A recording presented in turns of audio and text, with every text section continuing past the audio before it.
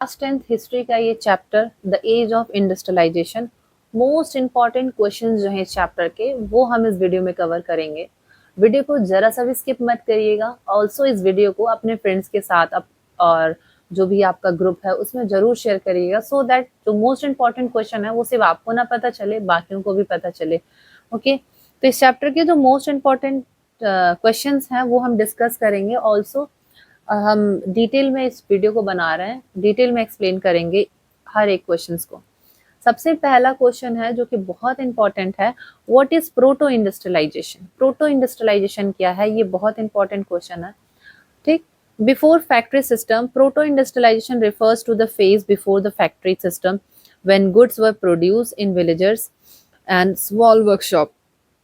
जब factory system, proto मतलब पहले, जब इंडस्ट्रियलाइजेशन वगैरह नहीं था, जब बहुत ज़्यादा इंडस्ट्रीज वगैरह बूम्ड अप नहीं की थी, बहुत ज़्यादा डेवलप नहीं था, उसके पहले कैसा सिस्टम था, क्या सिनेरियो था। तो before factory system, proto industrialisation refers to the phase. तो प्रोटो इंडस्ट्रियलाइजेशन वो फेज है, वो समय है before the factory system when the goods were produce. जब फैक्ट्री सिस्टम नहीं था, जब गुड्स वगैरह when the goods were produce in villages and small workshop. उस टाइम पे जब फैक्ट्रीज इंडस्ट्रीज नहीं हुआ करती थी, तो जो भी गुड्स वगैरह थे वो गांव में प्रोड्यूस हुआ करते थे, गांव में बनते थे। एंड स्मॉल वर्कशॉप, छोटे छोटे वर्कशॉप्स होते थे, वहां पे बनते थे।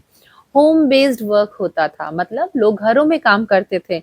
Workers work from their home, जो भी वर्कर्स थे वो अपने घर से ही काम किया करते थे। Okay, merchant supply, merchant supply raw material collected finished goods. जो भी मर्चेंट्स होते थे वो रॉ मटेरियल लाके देते थे और फिर जो फिनिश गुड्स होता था उसे लेकर जाते थे। जैसे वो आते थे, रॉ मटेरियल आपको दे जा रहे हैं आपके घर पे, और जो भी आपने सामान बना के रखा है उसको वो लेकर जा रहे हैं, तो वही merchant supply raw material and collected finish goods.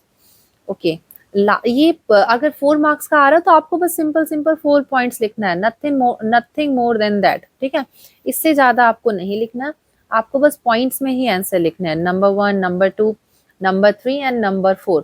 इस वीडियो को बहुत सिंपल लैंग्वेज में मैंने एक्सप्लेन किया है, इससे सिंपल नहीं हो सकता है, बहुत सिंपल इंग्लिश में एक्सप्लेन किया गया है। फोर्थ क्या है, हेडिंग आप डालोगे, आप जब भी लिखोगे ये आपकी हेडिंग होगी और ये आपका स्टेटमेंट होगा। लिखेंगे आप growth of industries, it help the growth of industries later, जिसकी वजह से जो है इंडस्ट्रीज वगैरह, इंडस्ट्रीज में ग्रोथ देखने को मिला। It headed in the growth of industries later, इसके बाद में इंडस्ट्रीज वगैरह बनी, उनमें ग्रोथ आया। जो है प्रोटो इंडस्ट्रियलाइजेशन वो एक ऐसा फेज है जब इंडस्ट्रीज फैक्ट्रीज नहीं होते थे, लोग घर से काम करते थे, रॉ जो मर्चेंट्स होते थे वो रॉ मटेरियल जो है घरों से लेकर जाते थे और फिनिश घरों पे लाके दे जाते थे और घर से जो है अपना फिनिश गुड्स लेकर जाते थे। तो ये एक ऐसा दौर था, एक ऐसा समय था। नेक्स्ट क्वेश्चन जो बहुत इंपॉर्टेंट है इस चैप्टर का, that is how industrialisation changes the life of workers. कैसे जब इंडस्ट्रियलाइजेशन हुआ, मतलब जब बड़े लेवल पे इंडस्ट्रीज अगर सेटअप होने लगा, तो लोगों की जो वर्कर्स की जो जिंदगी थी वो कैसे एकाएक रातों रात बदल गई, कैसे चेंज हो गया। देखो, जो भी वर्कर्स थे अब उन्हें लंबे लंबे समय तक काम करना पड़ रहा, लॉन्ग वर्किंग आवर्स, उनकी बहुत पुअर कंडीशन हो चुकी थी, उनको बहुत कम वेजेस मिल रहे थे। और जो अगर हम फैसिलिटी की बात करें तो पुअर सैनिटरी फैसिलिटीज थी, मतलब उनको ऐसी जगह पे काम कर रहे हैं जहाँ पे कोई साफ सफाई नहीं है, कोई प्रॉपर फैसिलिटीज वर्कर्स को नहीं मिल रही हैं। तो ऐसे आपने देखा इंडस्ट्रियलाइजेशन होने के बाद वर्कर्स की ऐसी दयनीय स्थिति थी, ऐसा कंडीशन था उनका। Workers had long working hours, बहुत लंबे लंबे समय तक काम करा रहे हैं, बदले में उन्हें उनका वेजेस भी नहीं बढ़ रहा है। पुअर कंडीशन था, living condition were poor and crowded, बड़ी भीड़ होती थी, बहुत ज्यादा वर्कर्स एक ही जगह पे बैठ के काम कर रहे हैं, कोई साफ सफाई नहीं, कोई नीटनेस नहीं, तो बहुत ही ज्यादा पुअर कंडीशन था। लो वेजेस, भाई इतने लंबे लंबे समय तक काम कर रहे हैं but wages were very low and job were insecure, और जॉब की कोई गारंटी भी नहीं, क्योंकि लोग इतने ज्यादा हैं। तो जो अब मालिक होता था वो किसी को भी निकाल देता था, तो जॉब की कोई सिक्योरिटी नहीं होती थी उस समय। Many workers suffers from disease, बहुत सारे वर्कर्स को तो डिजीज हो जाता था इतनी गंदगी की वजह से। तो ऐसा कंडीशन था। नेक्स्ट क्वेश्चन पे चलेंगे, explain the impact of industrialisation on Indian economy. जो भी जब इंडस्ट्रियलाइजेशन था उसका क्या इम्पैक्ट पड़ा इंडियन इकोनॉमी पे। तो decline of handicraft, sorry, decline of handicraft, जो भी हाथ से बनी हुई चीजें थी वो डे बाय डे उनका डिमांड कम होता जा रहा था। Export of raw material, market for British goods, एक मार्केट फैल गई थी ब्रिटिशर्स के लिए, ब्रिटिश गुड्स के लिए। डिस्ट्रक्शन ऑफ लोकल इंडस्ट्री, जो भी छोटे छोटे लोकल इंडस्ट्रीज वो भी डिस्ट्रक्ट होते चले जा रहे थे। इट मीन्स व्हाट, ये 4 मार्क्स का क्वेश्चन है, बस 4 पॉइंट्स लिखना है। हेडिंग आप लिखोगे डिक्लाइन ऑफ हैंडीक्राफ्ट्स, ओके।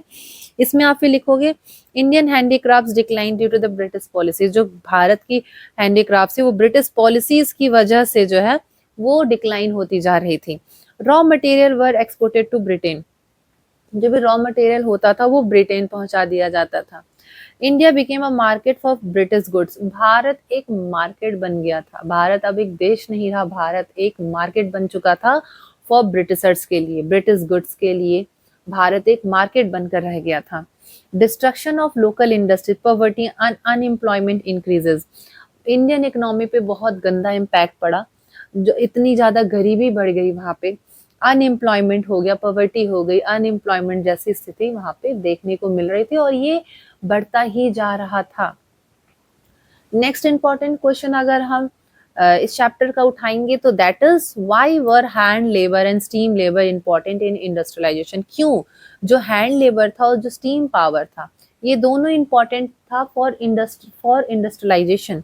देखो स्टीम पावर क्यों, steam power increase speed of production, steam power की वजह से जो प्रोडक्शन की जो स्पीड थी बहुत फटाफट प्रोडक्शन हो रहा था। हैंड लेबर क्या इंपॉर्टेंट रोल प्ले कर रहा था, hand labour was cheap and easily available, हाथ से बनी हुई चीजें बहुत सस्ती होती थी और आसानी से मार्केट में मिल जा रही हैं। Growth of industries, both together help in the growth of industry, ये दोनों स्टीम पावर और हैंड लेबर दोनों की वजह से जो इंडस्ट्रीज में ग्रोथ देखने को मिला। नेक्स्ट क्वेश्चन पे चलेंगे। Explain the problem face by Indian weavers during British rule, मैं इसे वेरी इंपॉर्टेंट क्वेश्चन बोलना चाहूंगी बिकॉज ये है, क्योंकि इस क्वेश्चन में आपसे पूछ रहा है जो इंडियन वीवर्स हैं उनको क्या प्रॉब्लम फेस करने को मिला ड्यूरिंग ब्रिटिश रूल, जब ब्रिटिश का शासन चल रहा था, जब ब्रिटिश का राज्य चल रहा था तो उस टाइम पे क्या प्रॉब्लम्स देखने को मिला।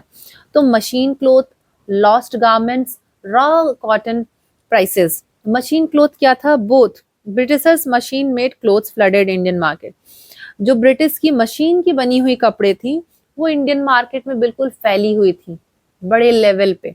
Okay, Indian weavers lost their customer, इससे क्या हुआ, जो भारत के छोटे छोटे लेवल पे जो लोग काम कर रहे थे, जो इंडियन वीवर्स थे, जो हाथों से चीजें बना रहे थे, उन्होंने मार्केट में अपना पोजीशन ही खो दिया। ठीक है, लॉस देयर कस्टमर, वो अपने कस्टमर ही खो चुके थे क्योंकि कस्टमर को सस्ती चीजें चाहिए। ठीक है, prices of raw cotton increases, जो रॉ कॉटन होता था उसका दाम जो था बढ़ चुका था, तो रॉ कॉटन प्राइसेस इंक्रीजेस। तो इंडियन वीवर्स को ये 3 प्रॉब्लम फेस करने को मिला। अब हम नेक्स्ट क्वेश्चन पे अगर चलेंगे तो describe the growth of factories in England, जो फैक्ट्रीज थी इंग्लैंड में उसका क्या ग्रोथ हम देखेंगे। Cotton industries, new machine, steam power, railway and more workers. Growth of factories in England, England में जो फैक्ट्रीज का ग्रोथ हो रहा था उसके बारे में आप बताओ। देखो कॉटन इंडस्ट्री आ गई, cotton textile industries was the first to grow rapidly, सबसे फटाफट जो इंग्लैंड में कॉटन टेक्सटाइल इंडस्ट्री में बूम अब देखने को मिला। Invention of machine increases production, machine होने के बाद, मशीन का इन्वेंशन होने के बाद प्रोडक्शन में इंक्रीमेंट देखने को मिला। Steam power was use in factory, जो भी स्टीम पावर था वो फैक्ट्रियों में इस्तेमाल हो रही थी।